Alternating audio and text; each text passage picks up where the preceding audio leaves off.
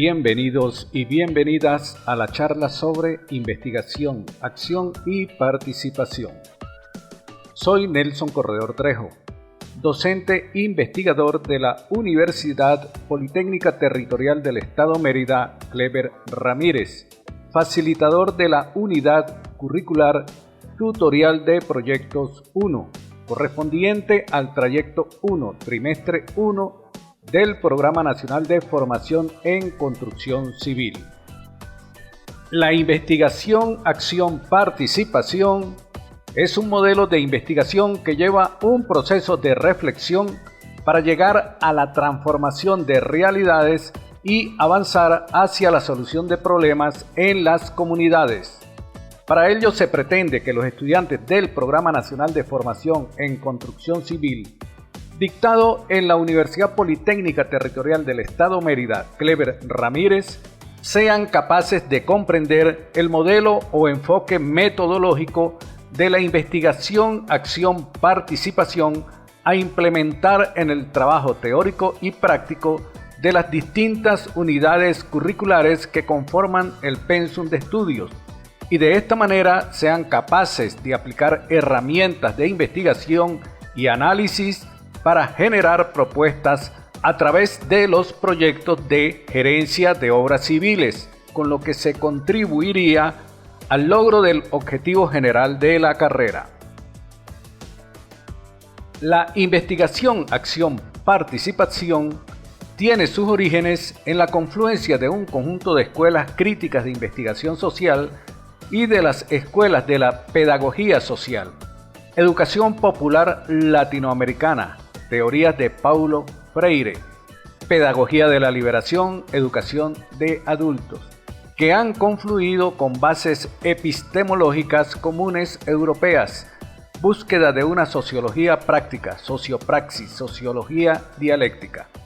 En 1977 se celebró el primer encuentro internacional sobre investigación, acción participativa en Cartagena de Indias. En junio de 1997, 20 años después, se celebró un Congreso Mundial sobre Investigación, Acción, Participación en la misma ciudad colombiana. La investigación, acción participativa ha sido conceptuada como un proceso por el cual miembros de un grupo o de una comunidad colectan y analizan información y actúan sobre sus problemas con el propósito de encontrar soluciones y promover transformaciones políticas y sociales. Cuando hablamos de investigación, acción, participación, nos referimos a un modelo particular de investigación social que se caracteriza por un conjunto de principios, normas y procedimientos que permiten obtener conocimientos colectivos para transformar una determinada realidad social. Al igual que toda investigación, la investigación, acción participativa es un proceso de búsqueda del conocimiento, solo que en este caso ese conocimiento se caracteriza por ser colectivo. Igualmente se pretende la aplicación de dicho conocimiento, pero en este caso dicha aplicación se orienta hacia la realidad social próxima que vive la comunidad. De ahí su carácter emancipatorio.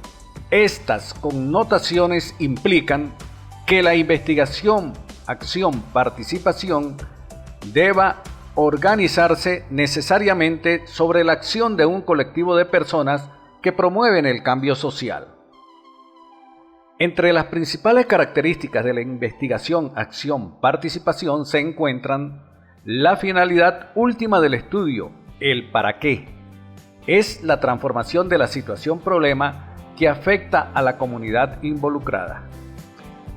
Esta metodología solo se puede aplicar a una escala relativamente reducida, barrio, comunidad rural, organización social, etc. De lo contrario, la participación de la gente dentro del proceso investigativo se hace muy difícil. Siguiendo el sentido de las agujas del reloj, el primer cuadrante enfoca la unión entre la teoría y la práctica, integrando conocimiento, acción y valores. El segundo cuadrante se refiere a la propuesta de integración de todos los participantes en el estudio, incluyendo al investigador. El tercer cuadrante indica la orientación del conocimiento hacia la emancipación y liberación del ser humano. Y el cuarto y último cuadrante de los principios del paradigma hace referencia a la realidad como praxis, en el sentido de conocer y comprender la realidad de la comunidad en estudio. La investigación-acción participativa hace hincapié en que las personas afectadas por los problemas sociales deben ser parte de la solución de los mismos.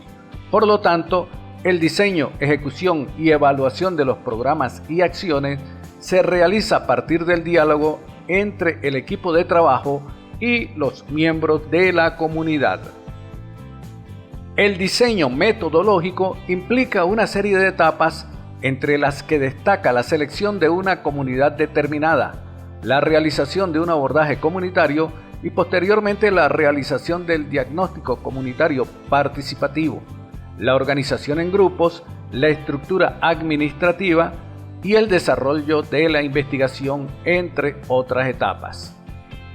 De esta manera, un proceso investigativo en la metodología de la investigación-acción participativa debe involucrar a la comunidad o población en el proyecto investigativo, desde la formulación del problema hasta la discusión sobre cómo encontrar soluciones y la interpretación de resultados.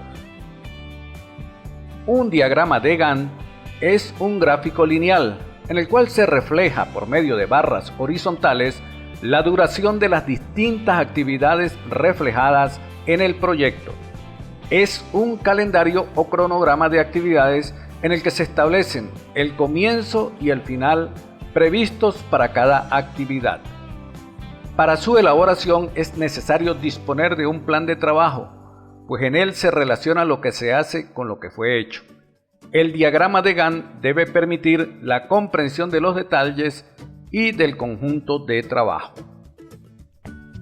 La observación participante es una forma de observación en la que el observador se introduce en el suceso, es decir, la observación se realiza mediante la recopilación de datos en el campo, en la realidad social de la comunidad. La intensidad de la participación puede ir desde una participación meramente pasiva hasta desempeñar un papel definido en el campo de actuación y por tanto ser necesariamente parte activa de la realidad social de la comunidad. Las observaciones son, sin duda alguna, técnicas de recopilación de la información requerida en la investigación sobre la realidad social de una comunidad. El proceso de observación puede o no favorecer la integración del observador. Este se somete a las reglas formales e informales de la comunidad como objeto de estudio. Existen dos modos de observación participante. La activa, en la que el observador maximiza su incorporación a las tareas del grupo. De esta manera puede llegar a conocer las expectativas, intereses y actitudes de las personas. En esta fase el observador maximiza su participación con el fin de recoger datos e integrar su rol con los demás. El segundo tipo de observación se refiere a la pasiva, con la cual se consigue una gran objetividad. El observador interactúa lo menos posible con lo observado, siendo consciente de su única función como observador. Este rol pasivo se utiliza como una forma de aislarse emocionalmente y de minimizar las interferencias dadas por las relaciones y evaluaciones afectivas. El observador permanece como un extraño y es anónimo para la comunidad o el grupo de personas observadas. Así pues, descubrimos que la observación participante es una técnica de observación utilizada en las ciencias sociales, en donde el investigador comparte con los investigados su contexto, experiencia y vida cotidiana para conocer directamente toda la información que posee la comunidad sobre su propia realidad, es decir, conocer la vida cotidiana de un colectivo humano desde el interior del mismo. Esta metodología de investigación se orienta hacia los grupos, las comunidades y las organizaciones. Observar con sentido de indagación científica implica focalizar la atención de manera intencional sobre algunos segmentos de la realidad que se estudia, tratando de capturar sus elementos constitutivos y la manera como actúan entre sí, con el fin de reconstruir inductivamente la dinámica de la situación. Planear la observación implica que el investigador defina a qué nivel de profundidad la va a realizar. En otras palabras, se debe tener claridad acerca de si se va a aplicar una observación exploratoria, descriptiva, focalizada o selectiva. Cada una de ellas depende del grado en el cual se involucra el investigador y qué instrumentos diseñan para registrar la información obtenida. Estamos hablando de la participación, que puede ser observar participando, observar para participar u observar y participar. Como técnica de recolección de datos, la observación participante requiere de una rigurosa planificación del proceso con objetivos claros y precisos, a los fines de garantizar que la información obtenida pueda comprobarse y contrastarse con posterioridad. En este sentido se establecen tres elementos fundamentales, siendo el primero el contexto, un término que deriva del vocablo latino contextus y que se refiere a todo aquello que rodea, ya sea física o simbólicamente, a un acontecimiento. A partir del contexto, por lo tanto, se puede interpretar o entender un hecho. El contexto comunitario define cada comunidad en particular, de acuerdo a sus creencias religiosas, sus actividades culturales, las relaciones sociales que prevalecen en ella, entre otras características propias de la comunidad, de acuerdo con la región en que están localizadas. A manera de ejemplo diremos que el contexto comunitario de una comunidad del páramo merideño es muy distinto al contexto propio de una comunidad localizada en el sur del lago de Maracaibo, pues sus características ambientales, climatológicas, culturales, gastronómicas y religiosas, entre otras, establecen las diferencias entre ambas comunidades. Asimismo, en cada asentamiento humano se establecen relaciones y situaciones entre sus habitantes en la cotidianidad, y el campo temático se define precisamente de acuerdo con las características de cada una de ellas. Una vez considerados estos elementos, se procede a la elaboración de un informe en el que se plasma la información recopilada durante el proceso de información, por lo que es necesario contar con herramientas que faciliten dicho registro. Una de estas herramientas es el diario de campo. El diario de campo permite enriquecer la relación teoría-práctica. La observación es una técnica de investigación de fuentes primarias que, como ya vimos, necesita de una planificación para abordar un objeto de estudio o una comunidad a través de un trabajo de campo práctica. La teoría, como fuente de información secundaria, debe proveer de elementos conceptuales dicho trabajo de campo para que la información no se quede simplemente en la descripción, sino que vaya más allá en su análisis. De esta manera, tanto la práctica como la teoría se retroalimentan y hacen que los diarios de campo adquieran cada vez mayor profundidad en el discurso, porque en la investigación existe una relación recíproca entre práctica y teoría. Por una parte, la práctica es la fuente y la raíz del conocimiento, de la teoría, pero a su vez, la teoría se orienta y sirve a la práctica para que ésta sea más eficaz. La práctica es, pues, la fuente, el fin y el criterio de verificación y comprobación de la veracidad de la teoría. De acuerdo con lo anterior, a continuación diseñaremos un diario de campo que permita no solo recopilar la información, sino acceder a la elaboración de un informe con tres aspectos fundamentales: la descripción, la argumentación y la interpretación. Dentro del diario de campo, la descripción consiste en detallar de la manera más objetiva el contexto donde se desarrolla la acción, donde se evidencia la situación problema. Pero no debemos caer en un simple contar qué objetos hay, cómo están ubicados y qué características tiene el lugar. Al contrario, debemos describir con sentido de investigación ese lugar, respondiéndonos qué relación tiene este con la situación objeto de estudio. En esta parte de la descripción también se describen brevemente las relaciones y situaciones de los sujetos en ese contexto y esa cotidianidad. La argumentación corresponde a relacionar con finalidad de profundización de las relaciones y situaciones que se han descrito en el ítem anterior. Cuando vamos a argumentar, necesariamente tenemos que hacer uso de la teoría. Aquí damos a la razón de ser del diario de campo, para poder comprender cómo funcionan esos elementos dentro del problema u objeto de estudio. En este sentido, esos aspectos adquieren mayor relevancia en la indagación o investigación que se desarrolla. La interpretación es la parte más compleja de las tres fases. Estaríamos haciendo énfasis en dos aspectos principalmente: la comprensión y la interpretación. Como habíamos señalado anteriormente, se necesita argumentar desde la teoría. Este aspecto hay que mezclarlo con la experiencia vivida en la práctica para poder comprender e interpretar qué sucede. La observación participante se puede definir como la descripción sistemática de eventos, comportamientos y artefactos en el escenario social elegido para ser estudiado. La observación participante puede aplicarse al estudio de todas las actividades y agrupamientos de los seres humanos, sobre todo cuando se quiere descubrir desde dentro cuál es la visión de su mundo.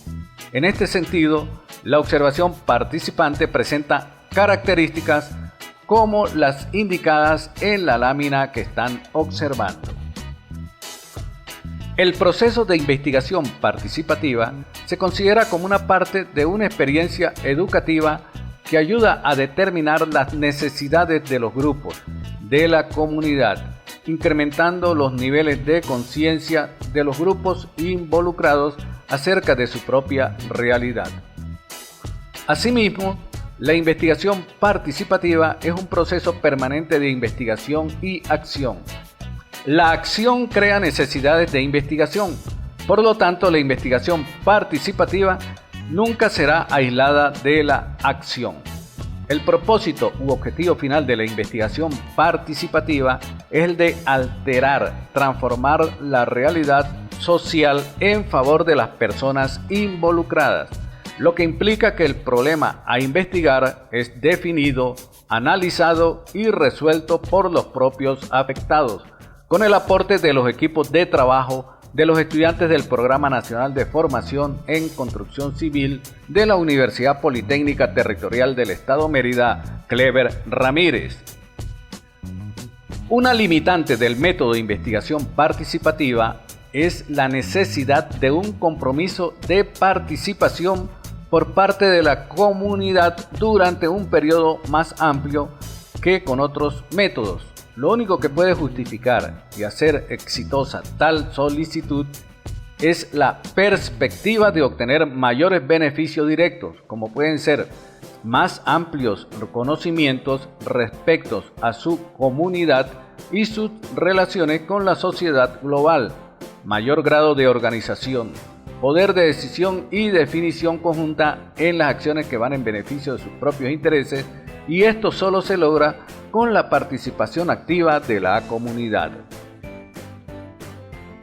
En esta fase se trata de revisar todas las acciones desarrolladas desde unos indicadores de evaluación que han sido desarrollados previamente en la planificación del proyecto de intervención social. Algunos aspectos importantes de la evaluación son los siguientes: revisar la nueva información de la realidad social, concretar nuevas vías de investigación, detectar las acciones que hay que corregir, precisar las acciones que hay que mantener y ejecutar nuevas acciones a desarrollar. Si tenemos en cuenta los supuestos teóricos y metodológicos de la investigación, acción, participación, no cabe duda de que la consulta a informantes clave es un procedimiento acorde con la metodología de la investigación, acción, participación, ya que se trata de una forma de escucha activa de lo que piensa, dice y espera la gente, que se realiza a través de entrevistas semiestructuradas o focalizadas. En toda comunidad y en todo sector en donde se pretende realizar una investigación o una intervención social, suelen existir personas poseedoras de información válida, relevante y utilizable acerca de la cuestión que se quiere estudiar o de la situación, problema que se quiere resolver. Cuando se aplica la investigación, acción, participación, conviene ir detectando e identificando a las personas que pueden ser informantes clave, ya sean estos responsables políticos y o administrativos, técnicos y profesionales, especialmente aquellos que disponen de información pertinente y relevante para el trabajo que ustedes van a realizar. Líderes de la comunidad o figuras representativas de organizaciones no gubernamentales, movimientos sociales, asociaciones comunitarias, consejos comunales, entre otras formas de participación ciudadana. A pesar de que este procedimiento permite el contacto directo con una parte de la población involucrada en el estudio, los informantes clave son personas que tienen algún tipo de cualificación o una posición más relevante dentro de la comunidad. Conviene apelar a otros procedimientos que permitan un contacto más amplio y que a su vez faciliten saber qué piensan, qué desean, cómo viven, sus problemas, los demás ciudadanos. Una de las formas de lograrlo es organizar grupos de discusión para obtener, intercambiar y contrastar informaciones, puntos de vista, propuestas e ideas. La matriz FODA es una herramienta de análisis que puede ser aplicada a cualquier situación, individuo, grupo social o comunidad, como también se aplica en empresas y organizaciones de todo tipo que esté actuando como objeto de estudio en un momento determinado del tiempo.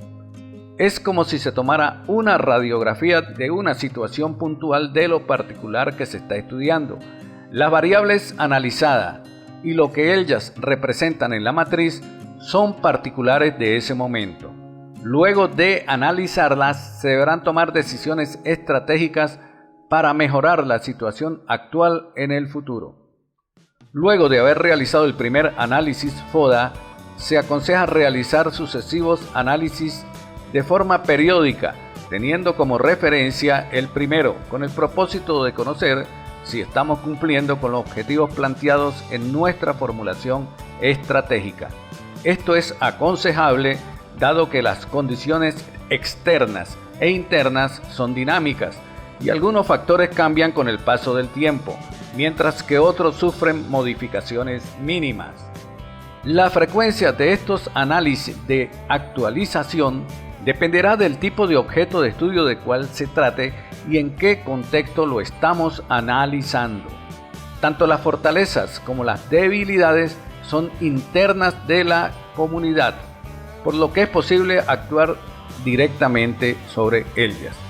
En cambio, las oportunidades y las amenazas son externas y solo se puede tener injerencia sobre ellas modificando los aspectos internos. Las fortalezas son las capacidades especiales con que cuenta la comunidad y que le permite tener una posición privilegiada para resolver sus problemas en un momento dado. Las fortalezas constituyen recursos que se controlan, capacidades y habilidades que se poseen, actividades que se desarrollan positivamente, entre otros aspectos. Las oportunidades son aquellos factores que resultan positivos, favorables, explotables, que se deben descubrir en el entorno en el que actúa la comunidad y que permiten obtener ventajas competitivas. Las debilidades son aquellos factores que provocan una posición desfavorable para tomar decisiones dirigidas a la solución de problemas comunitarios, recursos de los que se carece, habilidades que no se poseen, actividades que no se desarrollan positivamente, entre otras. Y las amenazas son aquellas situaciones que provienen del entorno y que pueden llegar a atentar incluso contra la permanencia, estabilidad y existencia de la comunidad.